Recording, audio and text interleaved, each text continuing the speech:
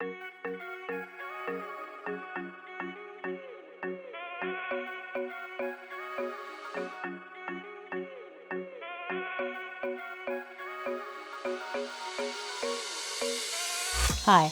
I'm Clansi Rogers, Vice President of Sydney Adventist Forum. Welcome to Future Faith. Pastor Moe Ioane Stiles is home at last. A former pastor and youth director for the Seventh-day Adventist Church in Victoria, Moe received a call a couple of years ago to move to the United States as lead pastor of the Oasis Christian Centre in Vancouver, Washington. Moe describes Oasis as a church that loves unpretentiously, a church that wanted, even during a pandemic, to find ways to serve its community. Moe did that herself too, organising administrators and pastors from the Adventist Church in Oregon to gather in the streets of Portland as a protest against the injustice of racism. Moe spoke about that experience with Signs publishing book editor Nathan Brown soon after being released from coronavirus quarantine in Melbourne. As things started to come to the forefront of some of the issues again that the Black community was facing in the States, a few of us became a lot more vocal, and some started the work of becoming more vocal. And so I was well aware of some of the colleagues that were really putting their voices on the public platforms. And so I knew who they were. And so one of them was Nate, and I just texted him after a conversation I had with another colleague, Garth, and I said, hey, you want to go hang out in Portland? You want to join me tomorrow at a protest? Let's just go and be amongst the people and let's pray. That's kind of how it started. Yep. Yeah. And so, from the reports I saw, it ended up being most of the pastors from the conference. Is that correct? Yeah. So it was. So the Oregon Conference official Facebook, Instagram platform basically gave out this invitation to anybody that wanted to come along. But it started out as, hey, if we got some of our colleagues down there as pastors, I would love to think that we can be there as faith leaders of this city to pray for our city and pray for the people that are protesting, pray for safety. That's really how it kind of came about.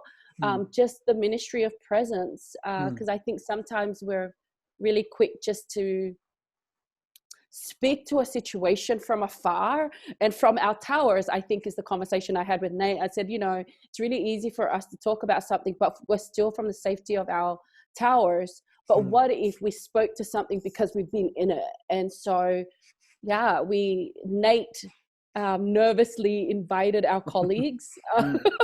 Yep. And then we spoke to some other people that we knew were really passionate about being a part of this conversation. And so we put out the invitation, and Nate invited he posted it on our Facebook page for the Pastors of Oregon. And Dan, our president, responded to that and said he was going to join us, which then started making us both feel nervous. Yep. And so we're like, oh, it's getting serious. So it was now like not just a group of friends that were going to show up and just be a part of what was taking place in Portland, but now it's becoming serious that our voice is now being led to a conversation, in a serious way. And so that's kind of how it came about. Yeah. So it ended up being more than just the pastors. Actually, it was the pastors. We had some department leaders, of course, from the conference office. We also had, and Terry Johnson, who is the vice president of the Adventist Health in Portland, invited his chaplains. So there was some hospital, personnel there as well, which was awesome. But Yeah, so it ended up being quite a group. What did you actually do as far as being on the streets, and what did that look like? So we started out by just saying we will meet at Pioneer Square which is right in the heart of Portland, which is also where the protesters had been meeting the night before. And so it became a space of gathering. So we thought that that was a place that most people knew. And so we just met there. When we knew that most of the crowd started to gather, we opened with prayer, and then we just basically did introduction of why we were gathering and why it was important for us to become part of this conversation as a faith group of people, that aren't just people that meet in these buildings, but people that also show up on the streets of our city. And so we invited, we thought it was also really important to amplify Black voices as well. So we invited Terry Johnson, who is a native of Portland, and, you know, works in the Portland hospital. So he's, you know, he has his own experience growing up in Oregon. But then we also had Garth Doughton, who is one of our pastors for the African American church, Sharon Church in Portland. We had both of them as our guests, like people to speak into the issue and share their experience. But we also invited Dan, our president, because we also felt it was really important that the ally voices are amplified, that it's not just the Black community that's speaking into the issue, but we've got our white allies who are just as passionate and realize the importance of both of us sitting and standing together in this conversation. So, Yeah. So what was the responses that you received from people that, you know, you've got this strange group of people here in the middle praying in the middle of this thing? How did other people in Portland, which is a relatively secular, you know, is renowned as a relatively secular kind of city, what was the surrounding context and responses that you received to that? You know, whenever you go to a public square, you never quite know, because, you know, it was a public setting. The crowd started to gather around us because it was the place as well where most people that wanted to be a part of the protest, which we became part of afterwards, gathered. And so, you know, as Terry spoke, as Garth spoke, as Dan spoke, you know, there was this roaring clap and support and affirmation that came from the crowd. It was quite, you know, you could feel the hair of your skin just starting to stand. And there was kind of this proud moment where you're like, hey, my church just showed up. And my church, and not just my local church, but my church, collective church, and people of faith showed up. And so, I mean, we had one of our young pastors invite non-denominational, you know, colleagues to join. And so it wasn't just Adventist pastors and faith leaders that were there now. There was now a group of other faith leaders from other faith communities that also wanted to join in. And it was a beautiful moment, Nate, like just to be able to see the crowd swell, but also the roaring, you know, cheering of support and encouragement. And, you know, we wanted to open it up, but you're never quite sure what you were going to get. And there was a moment, and I think I will never forget this, and I think it was a humbling moment for me because I got nervous. There was a gentleman that wanted to speak, and I was like, I don't know what you're going to say. And so therefore I don't know, like my event management hat. But anyway, he goes, are you going to stop me from talking and sharing my story? I'm like, no, I don't want to do that.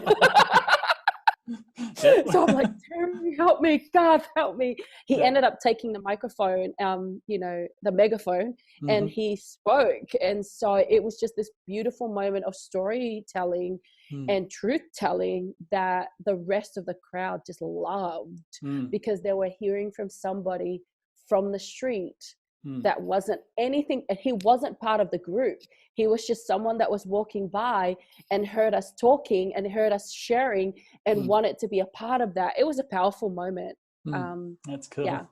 Yeah, and all of a sudden we talk about having a church with no walls, and all of a sudden where it begins and ends is kind of blurry, and Church took place. it's the literal representation of that. Yeah, 100%, Nathan. Like, you know, when the crowd started to swell and there was another young kid that came, and it was one of those moments, I just thought it was amazing because we didn't have a megaphone. And so this kid who's been on the streets, you know, and apparently he got beaten up the night before, so he was all bruised.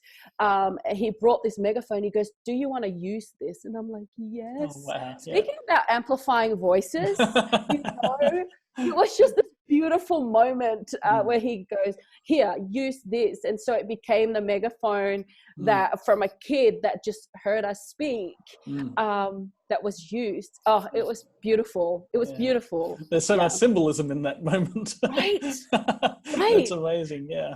Yeah. So also, I mean, it was, and I saw the piece that your conference president posted in his reflection on the experience, and it seemed like that was the first time he'd done anything like that, and particularly as a church leader. What was the feedback you got from some of your fellow pastors and church leaders from stepping out in that way? You know, there was just a strong encouragement and affirmation. I mean, the reality is, Nathan, when we gathered, it was very clear, and I articulated that really us gathering at Pioneer Square was really that. But then we also said some of us are going to be joining in the protest afterwards. And so it was very clear that no one needed to go to the protest, that our gathering was really a gathering of praying for our city and praying for the protesters. And so when Dan chose to come along, he chose to speak, but he also then chose to come along. It was a powerful statement, you know, and I didn't realize, because I was with Dan and a couple of others and Adrian and I, and so there was a group of us, and I thought we were the only ones that ended up joining the protest afterwards. But then towards the end, there were quite a few different groups of clusters of pastors that also joined the protest. And so there was a strong affirmation. And I think if I want to quote one of our colleagues that said, "Thank you for making your stand, because it makes us all feel safe to speak into this issue." And that spoke volumes to me, that when a leader like Dan, a president at that, lends his voice and shows up, what that says to the rest of the people that are following him or her, that you are a safe person to be around. So there was something to be said about that. Yeah. So from this, it's sort of zooming back out from this very specific example, how has this kind of changed, and, you know, perhaps some of your other experiences and that we mentioned really briefly early on, how has this changed your understanding of church and its role and its potential in our community? I don't know that it's changed it. I think it's just affirmed it. Okay. But affirming in such a way that I don't know that I can continue to do church like I have done, you know? Like, I think for me personally, professionally, that I know, like, that we cannot continue to do business as usual. If anything, it's definitely affirmed the need for us to show up outside of our buildings, and to show up in the public square, and marketplaces. That for me has, I think it's solidified for me that need, and the importance of that, and how powerful that is, you know. So And as you've kind of now entered into a period of sabbatical of both just immediately past of 2 weeks of isolation. I know. Mercy. And now even in Victoria, as we continue with some of our lockdowns, and you look Yeah. at what comes next. What excites you about ministry today? Oh, what doesn't? What I am excited about right now is the opportunity to really listen intently, and what I mean by that is like listen to the Spirit of God and where the next season of ministry will take me, but also listen to the voices on the ground, and what is taking place in our communities and how we can respond intentionally and faithfully to those voices. What it means to be a church, a church that is present. I think that for me is really exciting, that now in this season I have an opportunity to really lean in, and to create, and maybe create something, create community that is a faithful community of Jesus that is in community, so yeah. That's exciting. Yeah. And again, I guess from a ministry perspective, you as a leader, I guess, what have you learnt about yourself? And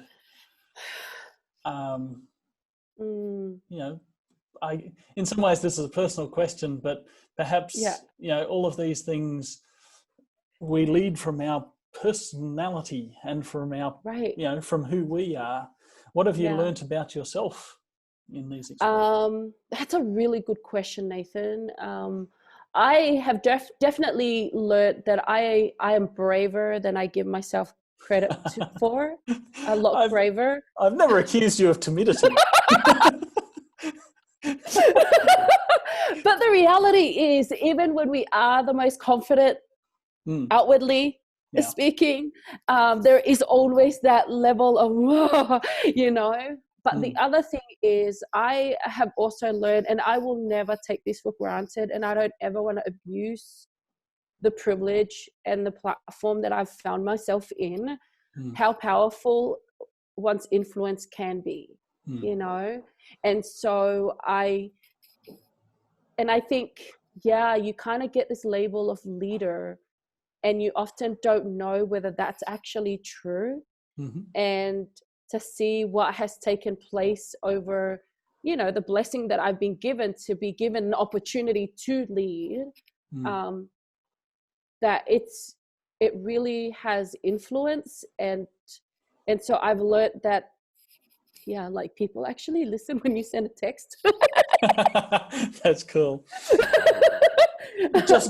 Just one quick wrap-up question. We often flippantly talk about the call to change the world, whether we're talking about the church is called to change the world, or we, and maybe it's something more that those of us who are trying to cling to our fading youth talk about, we're wanting to change the world or whatever. Who says it's fading, Nathan? I was talking for myself in that moment. Is it possible to change the world? 100%. 100%. Yes. Yes, it is possible. And I'll tell you why.